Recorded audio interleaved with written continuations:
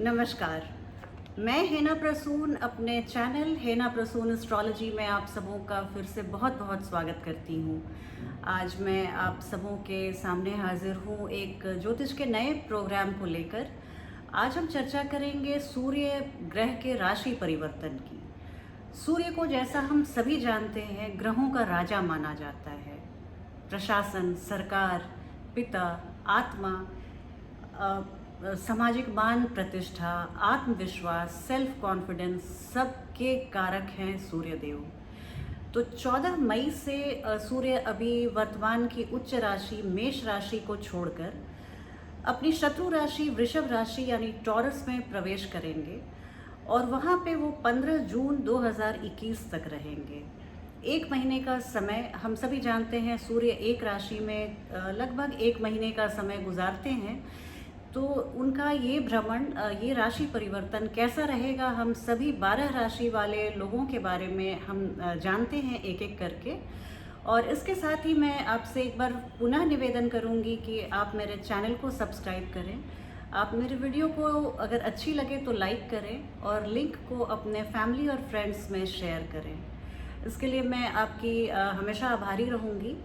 अब बिना किसी विलंब के हम चलते हैं अपने टॉपिक पे और बात करेंगे सूर्य ग्रह के राशि परिवर्तन के बारे में। एक बात और कहना चाहूँगी, मई का महीना हम सभी 12 राशि वाले लोगों के लिए बहुत ही महत्वपूर्ण महीना है।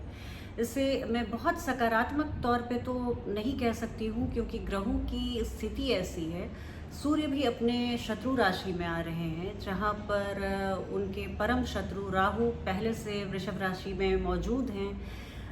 बुध भी वहाँ पे रहेंगे। बुध और शुक्र की तो अच्छी बनती है, लेकिन दैत्य गुरु और वृषभ राशि के लग्नेश भी शुक्र भी वहाँ पे पहले से मौजूद रहेंगे क्योंकि वो 5 तारीख को राशि परिवर्तन कर चुके रहेंगे। तो इन सब स्थिति में और ऊपर से 26 मई को चंद्र ग्रहण भी होगा। चंद्रमा केतु के प्रभाव में आ जाएंगे।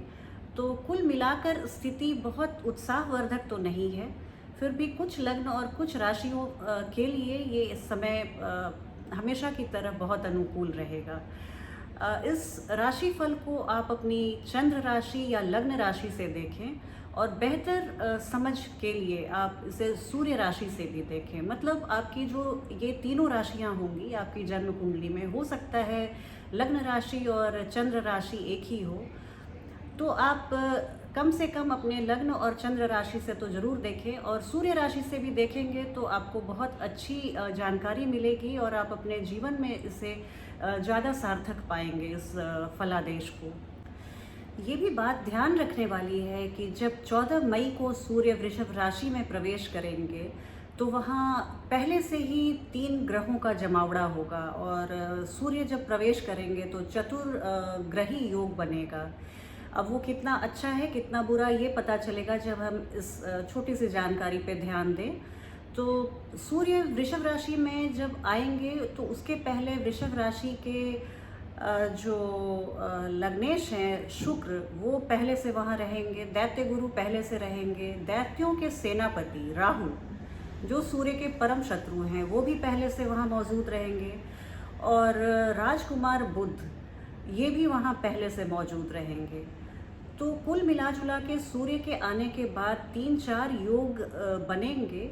उसमें जो एक है वो बुध के साथ बुध आदित्य योग बनेगा जो कि एक बहुत ही शुभ योग है। शुक्र और बुध का लक्ष्मी नारायण योग बनेगा, वो भी बहुत ही शुभ योग है।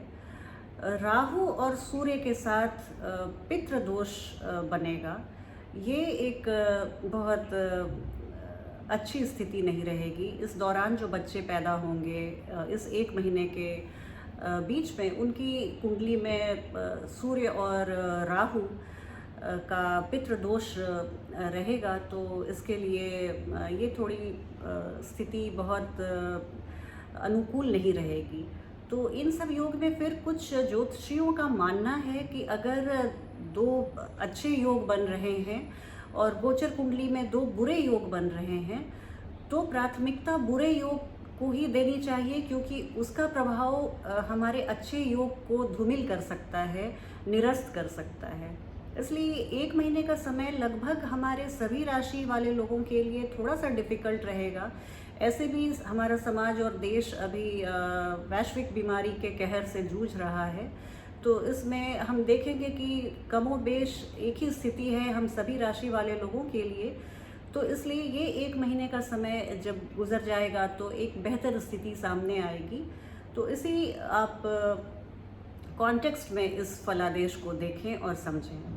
देखें, कार्यक्रम के अंत में मैं आपको बताऊंगी कि सूर्य भगवान को प्रसन्न करने के लिए और उनके जो बुरे प्रभाव हैं उनको नष्ट करने के लिए क्या किया जाए। बहुत ही छोटी सी मैं बहुत ही प्रैक्टिकल रेमेडीज़ बताती हूँ। कोई बहुत लंबी चौड़ी और वैसा कुछ बताती नहीं हूँ कि आप यहाँ पे सिक्के गाड़ दीजिए और आप घर में लौटेंगे तो आपको अरबों की संपत्ति मिलेगी। लेकिन हाँ, मैं जो बताऊँगी वो इतनी इफ़ेक्टिव रेमेडीज़ रहेगी कि आप उसको पूरे विश्वास के साथ कीजिए और आपको सफलता मिलेगी। और बात करूँ अगर लियो राशि वालों के लिए, सिंह राशि और सिंह लग्न वाले लोगों के लिए, तो उनके लिए भी एक ये समय खुशखबरी से किसी बहुत ही अच्छी खबर की संभावना लेकर आता है। आप सीट बेल्ट बांध के तैयार रहें। जीवन में आप कुछ बड़ा हासिल करने वाले हैं। कुछ बहुत ही एक अनुकूल समय का ये आगाज़ है, ये मई का महीना। खास करके सूर्य का गोचर आपके दशम भाव में हो रहा है, क्योंकि दशम भाव में ही आपकी वृषभ राशि रहती है। और यहाँ पे दशम भाव में जैसे मैंने पिछली राशि में भी बताया कि दशम भाव, एकादश भाव, षष्ठम भाव और तृतीय भाव में कोई भी गर्म ग्रह का गोचर बहुत ही शुभ परिणाम देता है।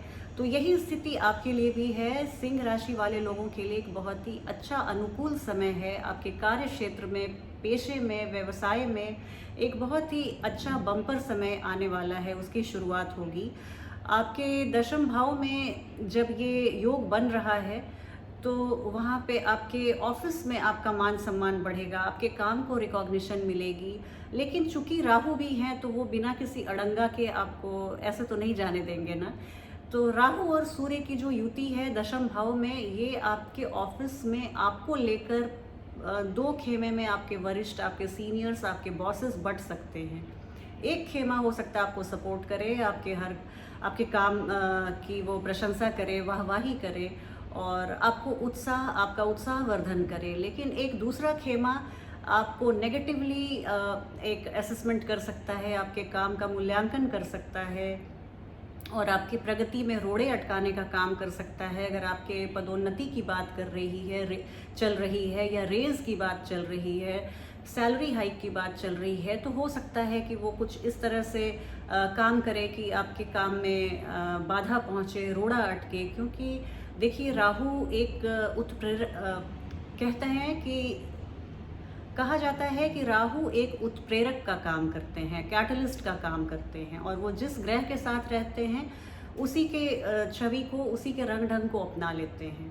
तो खास करके जब पाप ग्रहों के साथ होते हैं तो इनके तो बस जलवे ही जलवे हैं। तो इस तरह की स्थिति से आप ऑफिस में पहले से समझदारी से आप काम लें, संभल के रहें। आप देखें कि आपको लेकर ऑफिस में कोई तनातनी की स्थिति नहीं पनपे, बॉसेस से आपके डिफरेंसेस नहीं हो। आप अब थोड़े से आप पिता के हेल्थ का भी ध्यान रखिएगा, अपने फादर के हेल्थ का ध्यान रखिए, या फादर फिगर जो अभी आपके फैमिली में पिता तुल्य लोग हैं उनके आप स्वास्थ्य का ध्यान रखें। रियल एस्टेट प्रॉपर्टी को प्लीज़ इस समय ना खरीदें ना बेचें। आपका निर्णय गलत हो सकता है, आपकी विजन क्लाउडेड हो सकती है, भ्रम की स्थिति पनप सकती है। तो आप किसी रॉन्ग डिसीजन में रॉन्ग प्रॉपर्टी को ले सकते हैं। इस चीज़ से आप बचें। दिमागी तौर पे थोड़ी सी कन्फ्यूजन की स्थिति रहेगी। आत्मविश्वास में भी आपको थोड़ा सा सेल्फ डाउट से आप घिरे रहेंगे। तो इस तरह की स्थिति से आप थोड़े अपने को संभाल के रखें। हालांकि राहु जब दशम भाव में आते हैं तो आपको बड़े कॉन्टैक्ट्स डेवलप कराते हैं, बड़े लोगों के साथ उठना बैठना हो जाता है। आपकी किस्मत से आपको you are always at the right place at the right time, ये स्थिति लाते हैं। तो राहु कुछ बहुत ही आपको अच्छा परिणाम देंगे, अच्छे अपने शुभाशीर्वाद से आपको वो नवाजेंगे, आपको कर्मठ बनाएंगे, कर्मशील बनाएंगे। और चूँकि शुक्र भी वहाँ पे मौजूद हैं, तो शुक्र तो आपके मान सम्मान, पद प्रतिष्ठा, नेम फेम, इन सब में ज़रूर आपको इन सभी आशीर्वादों से आपको सुशोभित करेंगे। और इन सब बातों में आपके जीवन में ज़रूर एक अच्छा परिणाम आप देखने को आपको मिलेगा।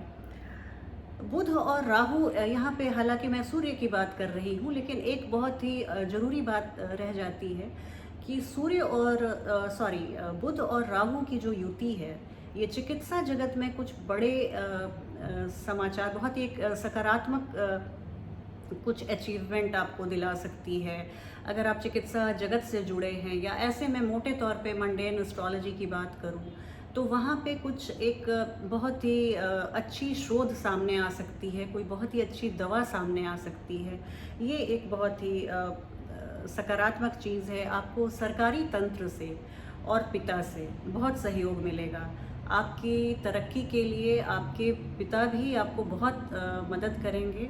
और अगर सरकार या प्रशासन से आपका कोई काम है जो रुका हुआ है, जो बाधित हो रहा था बहुत लंबे समय से, तो वो अब गति पकड़ लेगा, वो आगे बढ़ जाएगा। सरकारी तंत्र से आपको बहुत सहयोग मिलेगी। कार्यक्रम को समाप्त करने के पहले मैं आपको बताना चाहूँगी कि सूर्य देव को हम प्रसन्न कैसे कर सकते हैं, या किसी भी राशि या लग्न के लिए अगर उनकी प्लेसमेंट, उनका ट्रांजिट फेवरेबल नहीं है, तो हम क्या करें कि हम उनके दुष्प्रभाव से खुद को बचा सकते हैं। तो देखिए, जहाँ से मैंने सीखा है, जहाँ तक मेरी जानकारी है, मेरा अध्ययन है, इस तरह के बेसिर पैर के टोटकों को करके हम किसी ग्रह को प्रसन्न नहीं कर सकते। मैं जो बता रही हूँ आप बहुत ही ध्यान से सुनिएगा, और आप अगर इसमें से 2-4 चीज़ों को आप शामिल करते हैं अपने दैनिक दिनचर्या में, तो आपको सूर्य ग्रह आपके लिए बहुत ही फेवरेबल हो जाएंगे, बहुत अनुकूल हो जाएंगे, और अपने शुभाशीर्वाद से आपको लैस कर देंगे। इसके लिए देखिए, सूर्य हमारे पिता के कारक हैं। आप अपने पिता को, अगर आपके पिता आपके पास रहते हैं, जीवित हैं, तो प्रतिदिन आप सुबह उठ के उनका चरण स्पर्श करें, पिता को मन से आदर दें, उनके लिए आप अच्छी वाणी और भाषा का प्रयोग करें। पिता तुल्य आपके परिवार में जितने भी व्यक्ति हैं, आप उनको पूरा मान सम्मान दें। अगर वो कुछ बोलते हैं, डांटते हैं, आप सुन लीजिए। आप छोटे हैं, आपके वो जन्मदाता हैं, आपको उनसे कुछ जानकारी ही मिलेगी, विजडम मिलेगा। आप उनके एक्सपीरियंस, अनुभव और उनके उम्र का आप सम्मान कीजिए, उनसे उनके पास बैठिए, 2-4 बातें कीजिए। दूसरी बात, आप रविवार को बिना नमक का अगर हो सके तो भोजन करें। आप मीठे भोजन का सेवन करें, फ्रूट्स खाएं, आप अनाज भी खाएं, लेकिन उसमें आप हो सके तो नमक का, अगर आपका स्वास्थ्य परमिट करता हो, ये आप पहले पूछ लीजिए डॉक्टर से। अगर आप ऐसा कर सकते हैं तो सूर्य इससे बहुत ही अनुकूल परिणाम देते हैं। अगर आप नॉन वेजिटेरियन हैं, आप संडे को नॉन वेज मत खाइए। अगर आप मदिरा का पान करते हैं, तो संडे को आप अल्कोहल ना लें। इससे आपके सूर्य बहुत ही मजबूत होंगे और बहुत फेवरेबल रिजल्ट मिलेगा। आप सूर्य के लिए आदित्य हृदय स्तोत्र का पाठ करें संडे को 3 बार अगर हो सके। ऐसे तो रोज़ 1 बार कर लीजिए, बहुत अच्छी बात है, लेकिन संडे को अगर आप 3 बार करते हैं, आपको इसका परिणाम 1 महीने के अंदर अंदर मिलना शुरू हो जाएगा।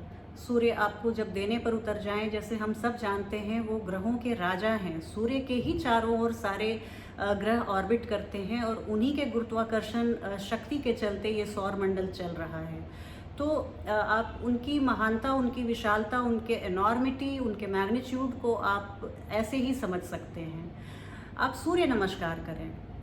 आप अगर संडे को सूर्य नमस्कार करते हैं, खुले में करते हैं, अंडर द सन करते हैं, अपनी बालकनी में या छत पे, टेरेस में, आपके लिए ये बहुत ही हेल्थ बेनिफिट तो जो मिलेगा वो मिलेगा ही। आपको इससे एस्ट्रोलॉजिकली भी बहुत आप बेनिफिटेड होंगे। आप सूर्य त्राटक करें। आप सूर्य को उगने, जैसे एकदम बाल सूर्य जो होते हैं, जैसे एकदम सूर्य उगते रहते हैं, क्योंकि तेज सूर्य को तो आप आंखों से नहीं देख सकते। तो सूर्य त्राटक, सूर्य को, उगते हुए सूर्य को सिर्फ आप श्रद्धा से देखें, उनके उगते हुए जो 2-3 मिनट का समय होता है, आप देखिए सूर्य त्राटक से सूर्य आप पर बहुत प्रसन्न होते हैं। सूर्य को जल देना, जल आप देखिए जब दें तो दोनों हाथों से दें और वो आपके पानी वो पैर पे ना गिरे, कुछ आप पात्र लगा लीजिए, उसमें कलेक्ट कीजिए। और कहते हैं कि अगर आप जैसे आप फ़िल्टर वाटर, कैंट वाटर, आप कोई भी शुद्ध जल को लेकर आप उनसे एक फूल डाल लीजिए और अक्षत डाल लीजिए, रोली डाल लीजिए और उससे आप जल अर्पित करें, पैरों पे ना पड़े। आप उस फिर जल को अपने आँखों में ले लें या टीका लगा लें आप, और बाकी के आप जल को पौधों में डाल दीजिए, बहुत फ़ायदा होता है। आप सूर्य के रूटीन को फॉलो करें, ये बहुत एक मार्क करने वाली चीज़ है। ये बहुत मैं आपको मार्के की बात बता रही हूँ। सूर्य का जो रूटीन है, सुबह जैसे वो उगते हैं और शाम को ढलते हैं, उस हिसाब से आप सूर्य को वेलकम करने के लिए उनके उगने के पहले आप बिस्तर छोड़ दें। आप और लेट नाइट आप ना जगें। जितना आप जैसे आप लेट राइज़र हैं तो आप थोड़ी सी अपनी मेहनत मशक्क़त करके अपने को पहले जागने के लिए प्रेरित करें। और सूर्य ढलने के बाद आप जल्दी जल्दी जैसे आप खा लें, 7 साढ़े 7 बजे तक डिनर कर लें। ऐसी आप कुछ बातों को आप फॉलो कीजिए तो आपको निस्संदेह सूर्य का आशीर्वाद प्राप्त होगा। और उनसे संबंधित जितनी भी परेशानियां हैं, जितना भी स्ट्रगल है, संघर्ष है, आत्मविश्वास में कमी है, भाग्य में अगर आप कमी का अनुभव करते हैं, तो ये सब कुछ आपके लिए बहुत अनुकूल हो जाएगा। इसके साथ ही मैं अपनी वाणी को विराम देती हूँ। आप बताइएगा आपको ये राशिफल कैसा लगा। आपके कमेंट की प्रतीक्षा रहेगी मुझे। और आप मेरे चैनल को पुनः मैं आग्रह करूँगी कि मेरे चैनल को सब्सक्राइब कीजिए और इस लिंक को आप ज़्यादा से ज़्यादा शेयर कीजिए। अगर एक व्यक्ति अपने 4 संबंधियों को भी लिंक शेयर करे तो मुझे बहुत खुशी होगी। आप इसके साथ ही मैं आप सबों से विदा लेती हूँ। अगली वीडियो में आपसे फिर भेंट होगी। तब तक के लिए